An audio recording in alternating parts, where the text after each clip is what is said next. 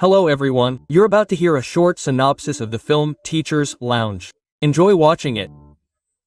Carla Nowak, a 7th grader at a German school, is interrogating the class monitors in the staff room. There's a thief among them.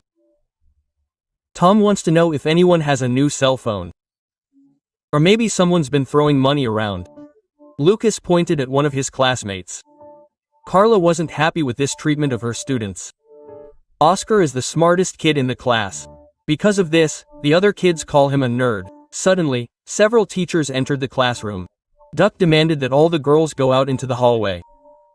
Principal Bettina ordered the boys to take out their wallets and leave them on their desks. Everyone complied except Oscar. The poor boy simply doesn't have a wallet. But Ali was found to have too much money, so his parents were called to the school. His mother explained that they had given him so much money themselves. A boy was supposed to buy a game for his cousin's birthday. The woman was indignant. Having money is a crime now. And what will the other kids think of her son? Rumors will immediately spread. My son never steals, because if he does, I'll break his legs. Quote. All the teachers contribute change to the common pot. Carla is upset about the attacks on the children. But how will they then identify the thief? Almost every day, money or some office supplies disappear. The teacher has a good relationship with the secretary, Frederica, a very pleasant and responsible woman. She is the mother of her favorite boy, Oscar. In the staff room, Carla noticed one of her colleagues tipping change from the common pot. Maybe the stealing wasn't the child at all. Oscar, as always, finished before the others and asked to leave. But Thomas was caught copying from a cheat sheet. The boy claimed it wasn't his, but the teacher took the work and gave him a clean sheet. He has 20 minutes to start over. After class, Carla reprimanded the offender, but instead of apologizing, Toma bullied him again. The teachers are discussing Ali's academic performance. Due to his poor grades, there's a chance he'll be held back a year. Carlo suspects his colleagues still consider Alivor and are simply trying to get even with him. Carla came up with something. She counted the money in her wallet and left it in her jacket. Meanwhile, she turned on the camera on her laptop and headed to class. At the end of the workday, Carla counted the cash again. Yes, someone had robbed her. Now she'd find out who exactly did it. The whistle had come at an inopportune moment. So the teacher had to lock herself in the restroom to review the recording in peace. Only the sleeve of the blouse the thief was wearing was captured on camera.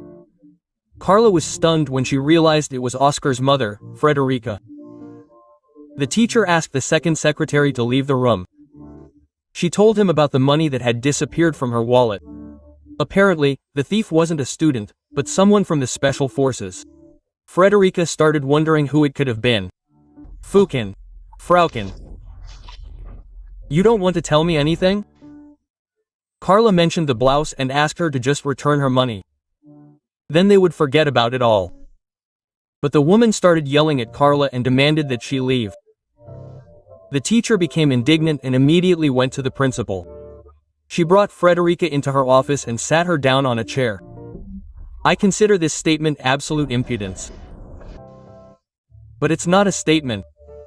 Carla has evidence. Bettina turned on the recording and pointed to familiar clothing. This is your evidence. You can't recognize anyone here. Frederica became indignant. The principal asked her to return the teacher's money first. Frederica aggressively threw her wallet on the table. Then the woman burst into tears, showed that there was nothing in the wallet, and turned out her pockets. Frederica had a fit. She grabbed her son and ran out into the street with him. Carla returned to the headmistress and backed out, saying they couldn't consider the recording 100% proof. Duck suddenly accused his colleague of violating her privacy. She had no right to secretly film the scene. Bettina, however, intended to hand the video over to the police. After classes ended, all the children except Oscar left the classroom.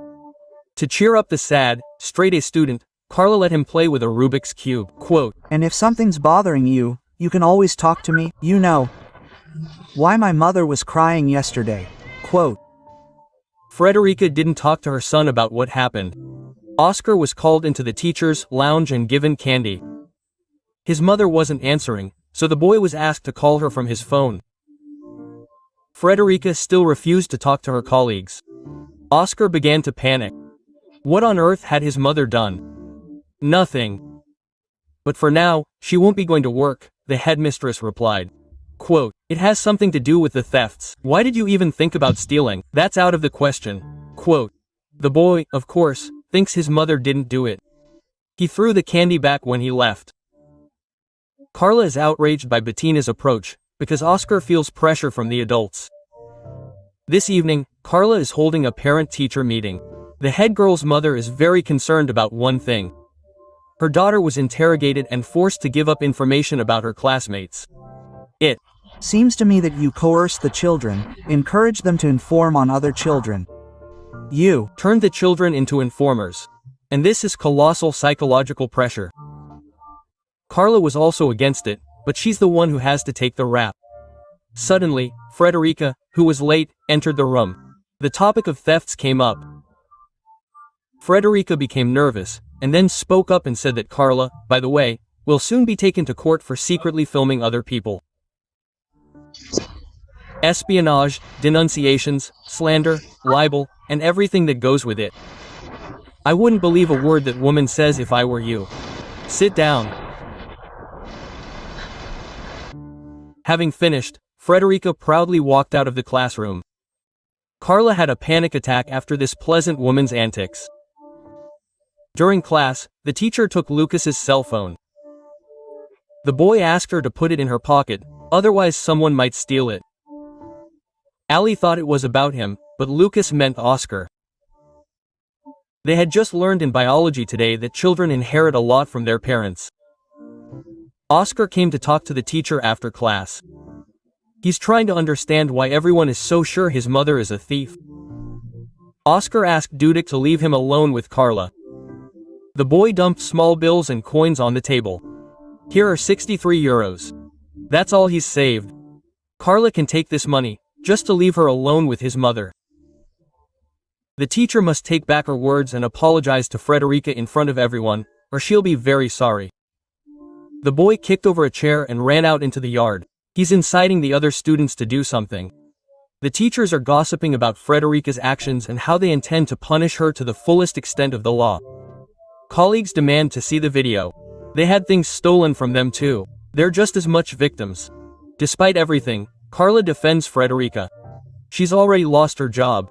Isn't that enough for them? Carla was distracted by the children. They want the teacher to give an interview to the school newspaper. Carla entered the editorial office. It turned out the conversation would be recorded. Katichi began the interview with simple questions. Carla answered sincerely, but then the older kids chimed in. The conversation turned to theft at school. Why were the students the ones under suspicion? They also learned that the school had hidden video surveillance. Carla was even more reluctant to answer this question.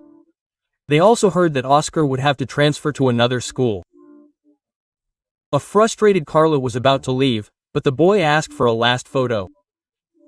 It seemed Frederica had returned to school. Carla wanted to catch up with her and talk, when suddenly she saw a girl in the exact same blouse. Everyone around her was wearing the same clothes.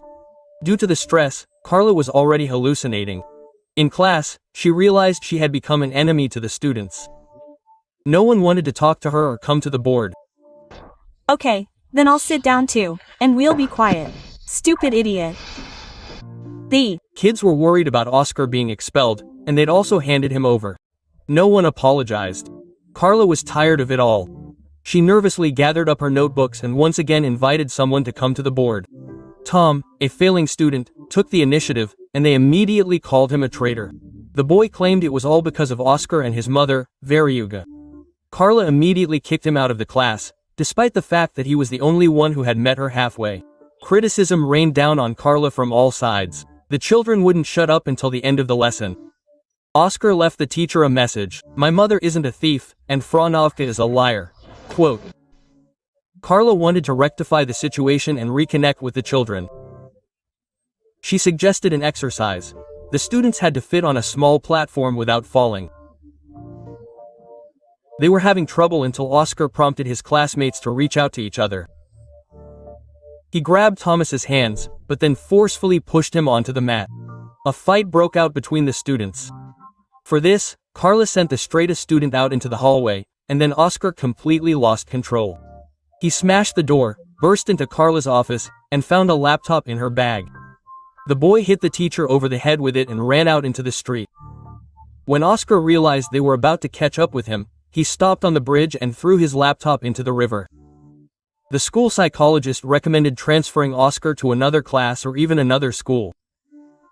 He was being disruptive and disturbing other students. Carla defended Oscar, saying he simply wanted to protect his mother. You can't just throw a child away. It would be better for Carla to quit.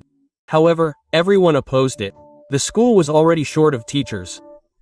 Tom drew everyone's attention to the black eye victim. After all, if a student also hits teachers, then there's nothing to talk about. But Carla lied, saying she simply fell. The teachers voted to suspend Oscar from school. The special edition of the school newspaper had just come out today. Carla was supposed to have been sent a draft before publication, but she was only able to read the interview now. It turned out that the young journalist had distorted a lot of her statements and taken her statements out of context. The students refused to make any corrections, having also spoken with the other party, Frederica, who had accused them of theft. Basically, if a teacher doesn't like something, that's her problem. They won't allow themselves to be censored. This newspaper issue caused quite a stir. The students now look askance at Carla. The newspaper also caused a stir among the teachers. Tom read the text. First, due to Russian prejudices, a child of migrants was accused of theft. Then, without any evidence, Frederica, the kind soul of the school, was suspended from her job. Furthermore, illegal methods were used for hidden camera recording. Tom believes that Carla is trying to please the students at any cost, which is why she gave such a controversial interview.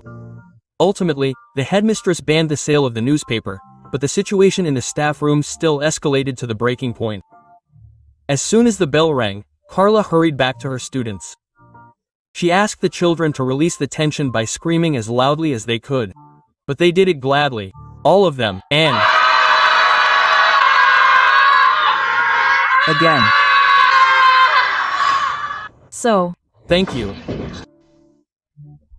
Carla informed the students that Oscar had been suspended for 10 days, but the boy still entered the classroom and sat down. Some of the children began to bully their unruly classmate. Carla asked him to leave the room, but Oscar refused to listen. Then the teacher turned to Tom for help. He reluctantly agreed. Tom was left alone with the troublemaker while Carla moved the students to another room. The teacher called Frederica and asked her not to use her son as a tool against her. But the woman refused to take the boy away until Carla apologized. A crowd of teachers gathered around Oscar. If he didn't go home, they would be forced to call the police. Carla said she sincerely regretted how everything turned out, but now it could get even worse.